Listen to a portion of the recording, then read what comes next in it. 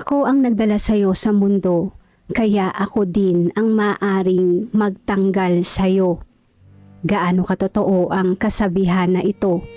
Talaga bang bilang isang magulang, ikaw ay may karapatan na paslangin ang iyong sariling dugo at laman? Ito ang kinahinatnan ng isang successful filmmaker na si Babak Khorramdin, at ang ginawa sa kanya ay sinasabing dahil sa isang honor killing. Siya daw ay walang moral at kahiya-hiya. Pero ano nga bang kahihiyan ang kanyang nagawa? Tara at ating buksan ang pahina ng krimen ng kaso ni Babak Khorramdin. Kamusta sa inyong lahat?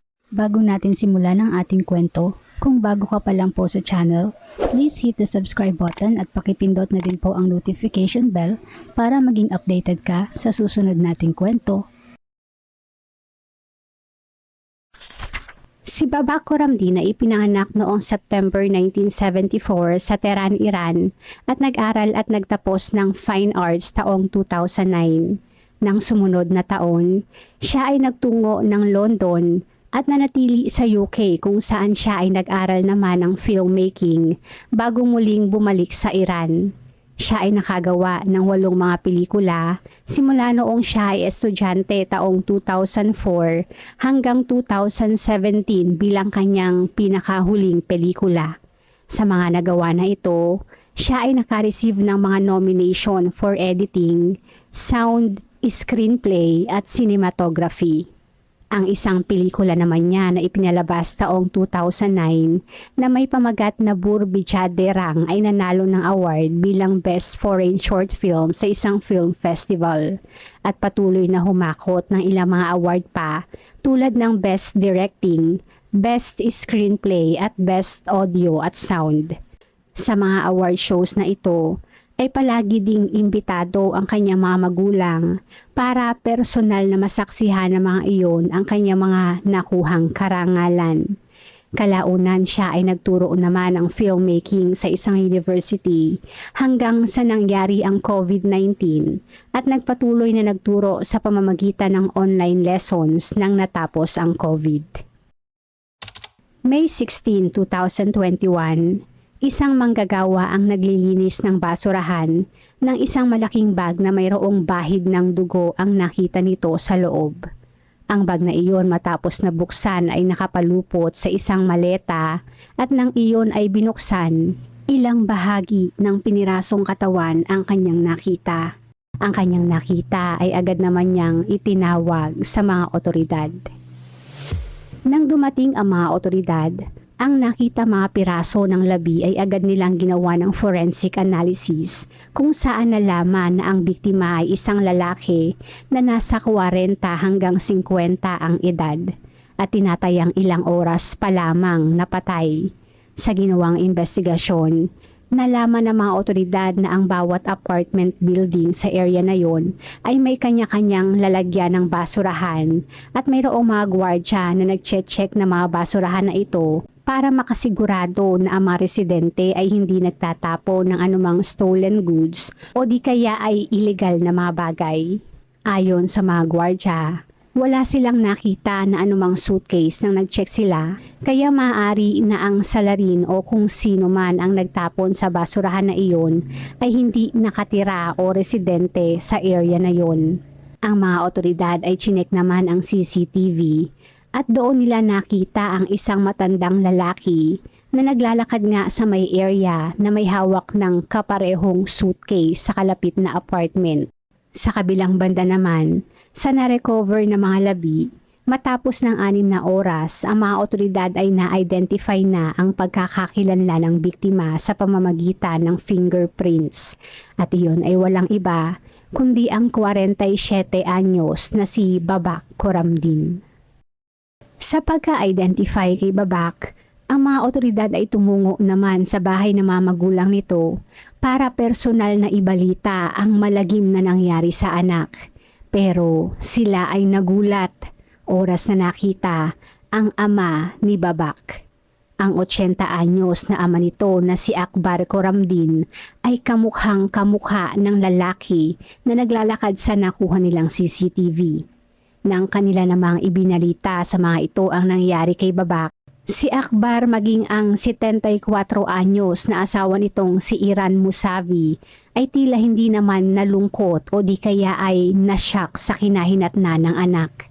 Ayon pa sa mga ito, si Babak ay hindi na nakatira sa kanilang bahay at wala ding ideya sa nangyaring pagkamatay.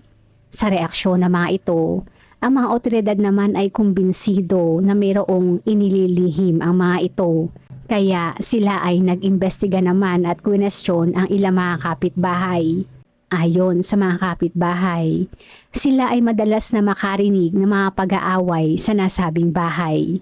Sa patuloy na investigasyon, sila ay nakakuha din ng ilang CCTV footage kung saan huling nakita si Babak noong May 15 na pumasok ng bahay at hindi na nakita pa na lumabas. Isang footage din ang nakuha ng mga otoridad kung saan makikita naman ang mga magulang ni Babak sa isang elevator. Makikita sa footage na ito ang mag-asawa kung saan si Musavi ay hinihintay sa elevator ang asawang si Akbar na mayroon namang daladalang mga bag, maging isang suitcase na kapareho sa suitcase na natagpuan ng mga otoridad. Ang bahay ng mag-asawa ay ginawan din ng search kung saan ilang bahid ng dugo naman ang natagpuan sa banyo. Sa mga ebidensya na ito, ang mag-asawang Coramdin ay agad na inaresto kung saan ang mga ito ay umamin din naman at sinabi pa na sila ay actually on their way na para sumuko. Ayon sa confession ng mga ito, nilagyan nila ng pampatulog ang pagkain ni Babak at nang iyon ay nakatulog, ay itinali ito sa kama saka sinaksak ng 3 beses sa dibdib.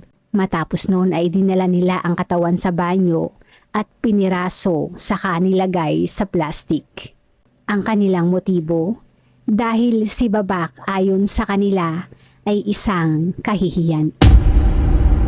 Ayon kina Akbar at Musavi, si Babak ay kanilang pinaslang dahil sa pagiging single pa din ito. Dahil sa hindi pa ito pamilyado, kahiya-hiya ang estado nito. Si Babak ay palagi din daw silang hinaharas at ilang beses na pinagbantaan ang kanilang buhay. Sinubukan nila na kausapin at patigilin ang anak at si Akbar ay ini-offer pa na ibenta ang kotse at ibigay kay Babak ang kanilang buong inheritance para lamang tigilan sila nito. Pero sa halip na pumayag ayon sa kanila, si Babak ay tumawa pa at sinabi na ang tanging paraan lamang para ito ay tumigil ay kung ito ay isang bangkay na. Bukod doon, ayon pa din sa mga ito, si Babak daw ay abusive at inakusahan pa ng pagkakaroon nito ng relasyon sa ilang mga babae at sinasabing madalas din na imbitahan ng ilang mga babaeng estudyante sa bahay nito. Idagdag mo pa dyan na si Babak daw ay nagsimula na malulong sa alkohol at droga. Sa mga pangit na mga katangian na ito, iyon ay isang kahihiyan sa kanilang pamilya at bilang isang parusa, ang tanging naisip na lang nila ay ang paslangin ang anak. Pero, totoo nga ba ang mga paratang na ito? Ayon sa mga kapitbahay, si Babak ay isang kind-hearted at mabuting tao at walang anumang questionable sa pagkatao nito. Ang mayroong questionableng pagkatao ay actually ang tatay nito na si Akbar, na ayon sa publiko maging sa mga kapamilya nito ay mayroong hindi magandang ugali. Si Akbar Yazdani ay ipinanganak noong 1941 sa Iran at sinasabing mayroong malaking pagkadisgusto sa mga Arab na isa sa sumakop noon sa kanilang bansa. Dahil dito, malaki ang kanyang paghanga sa isang ancient historical figure na si Babak Coramdin, na naging isang revolusyonaryo laban sa mga Arab noong unang panahon. Sa pananaw na ito, ay binago niya ang kanyang family name sa Coramdin at pinangalanan ang anak na Babak para maging eksaktong kapangalan nito ang kanyang historical hero. Si Babak Coramdin noon bilang parusa sa naging revolusyon ay pinutula ng mga kamay at binti bago hinarap ang kanyang execution. Taong 1979, noong nasa 5 taong gulang si Babak, si Akbar naman ay pinasok ang militar at nanilbihan ng nasa 30 taon sa Iran Armed Forces. Siya ay nakipaglaban din sa nangyaring Iran-Iraq War bilang isang koronel kung saan 2 beses siyang nabiktima ng chemical weapon attack at tinamaan din ng bala ng baril ng 4 na beses. Taong 2015, siya ay inibitahan ni Babak sa isang cinema museum para sa isang showing ng pelikula nito kung saan siya ay binigyan ng pagkakataon ni Babak na makapagsalita sa entablado at sa kanyang ginawang pagsasalita, never niyang binati ang anak o nagbigay ng papuri sa mga gawa nito at sa halip ay binigyan ng papuri ang kanyang sarili. Sinasabing si Akbar ay gustong-gusto na siya ang center of attention. At sa pagsasalita niya na iyon, ang kanyang tanging mga sinabi ay ang kanyang mga naging karanasan sa militar at digmaan. Sa mga impormasyon na ito, masasabing si Akbar ay isang makabayan at malaki ang pagpapahalaga sa karangalan. Dahilan para sabihin na ang kanyang ginawa kay Babak ay sangalan ng honor killing. Ang honor killing ay tanggap ng karamihan sa bansang Iran at karamihan ng mga biktima nito ay mga kababaihan. Katulad na lamang ng kay Mona Haydari na akin na din na ikwento. Pero iyon nga ba talaga ang dahilan sa nangyari kay Babak? Sa ginawang investigasyon ng mga otoridad, nalaman nila na ang 2 kapamilya ng Khorramdin ay missing. Taong 2011 nang bigla na lamang nawala ang son-in-law ng pamilya na si Farah Mars Golab at 2018 naman nang bigla ding nawala ang anak naman at ate ni Babak na si Arezou Khorramdin. Sinasabing ito ang talagang dahilan sa naging katapusan ni Babak dahil siya ay nagkaroon ng suspisyon sa tunay na dahilan ng pagkawala ng mga ito na hindi naman nalalayo sa katotohanan. Taong 1999, ang ate ni Babak na si Arezou Khorramdin ay katatapos lamang sa isang diborsyo at nagkaroon ng depresyon. Kalaunan ay nakarelasyon nito ang electrical technician na si Farah Mars Golab.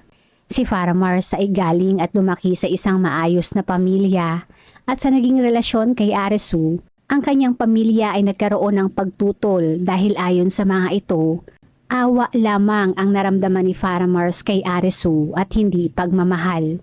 Kalaunan ang dalawa ay na-engage, ngunit ang kanilang kasal naman ay ilang beses na na-delay dahil sa ilang beses na pag-aaway.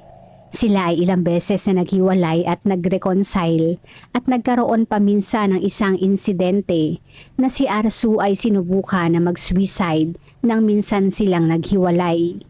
Eventually, taong 2011, nang ang dalawa ay nagpakasal din, ngunit ang pag-aaway ay naging patuloy pa din.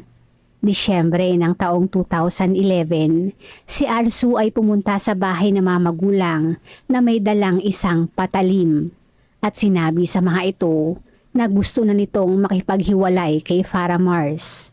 Sa sinabi na ito ng anak, bilang ayaw ni Akbar na ang kanyang anak ay maging isang killer, siya ay nagdesisyon na siya na lamang ang gagawa. Nilagyan niya ng pampatulog ang pagkain ni Farah Mars, saka sinaksak at piniraso. Para itago ang nagawa, siya ay pumunta sa pamilya ni Farah Mars at sinabi sa mga ito na si Farah Mars ay nakipagdiborsyo at sinabi pa na si Farah Mars ay nagpapuslit palabas ng bansa.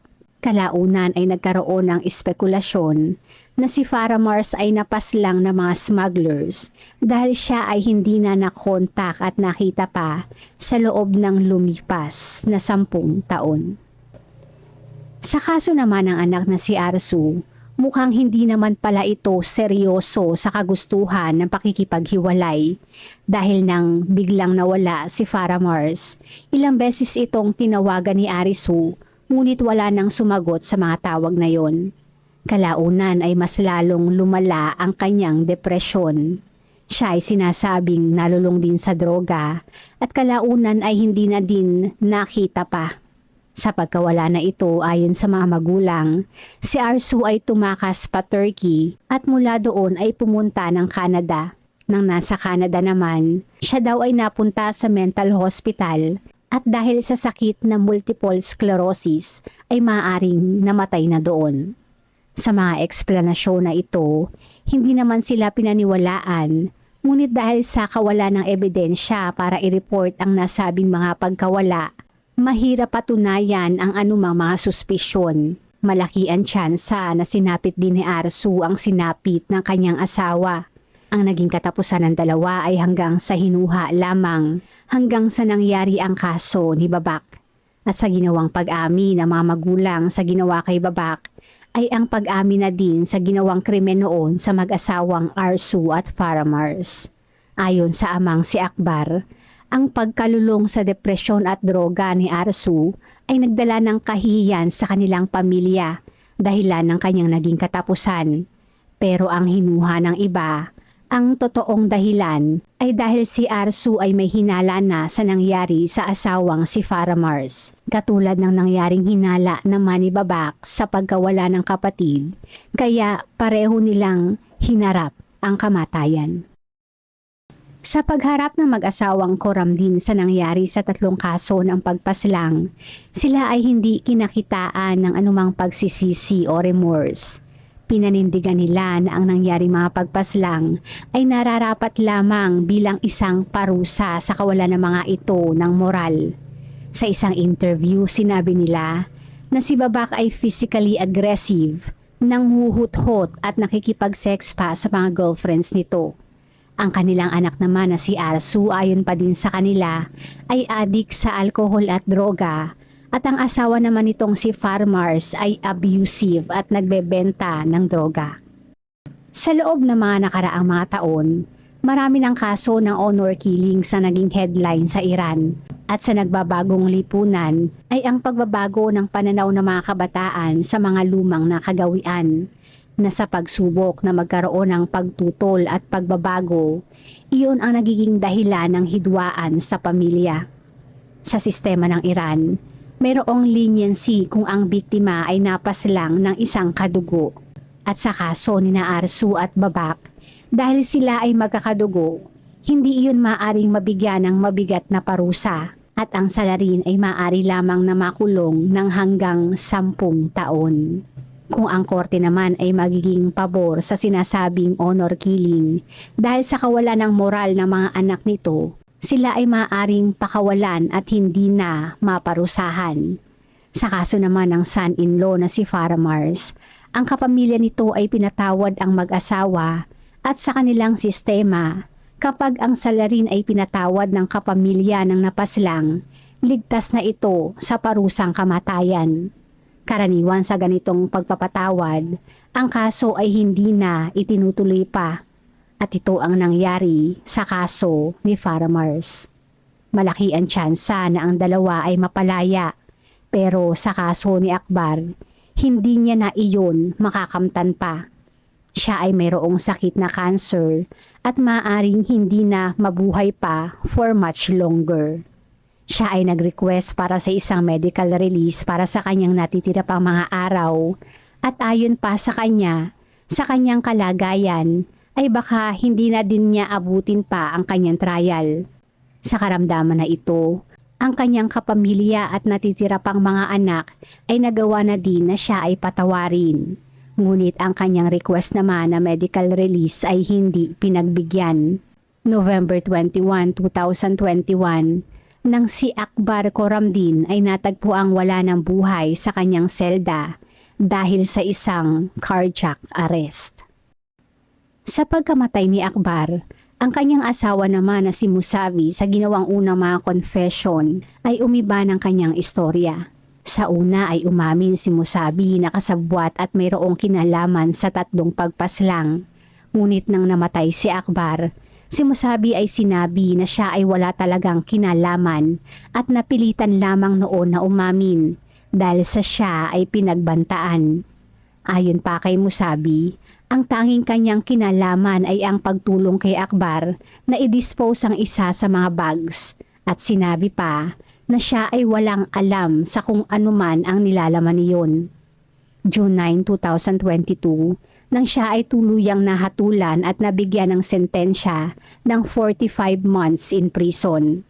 Kalaunan siya ay nabigyan ng amnesty at nakalaya noong August 24 na 2 buwan lamang matapos ng kanyang sentensya. Bagamat nakalaya sa kulungan, siya ay wala namang pamilyang babalikan dahil ang kanyang 2 natitirang mga anak ay hindi na gusto na sa kanya ay magkaroon ng anumang kinalaman. Siya ay sinasabing napunta sa isang nursing home kung saan unti-unting lumala ang kanyang kalusugan.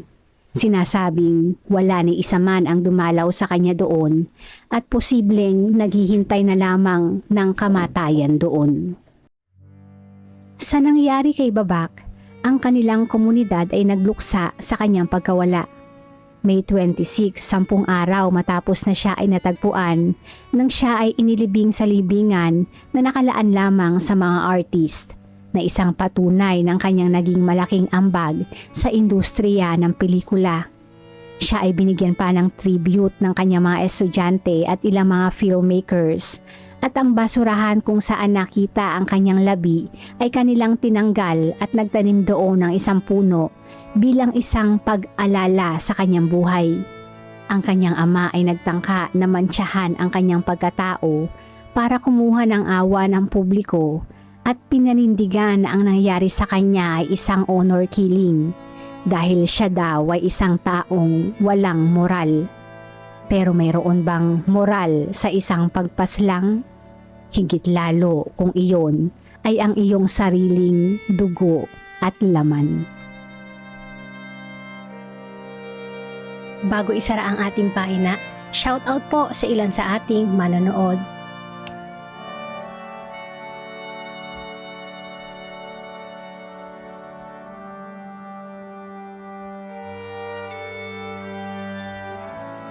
Salamat po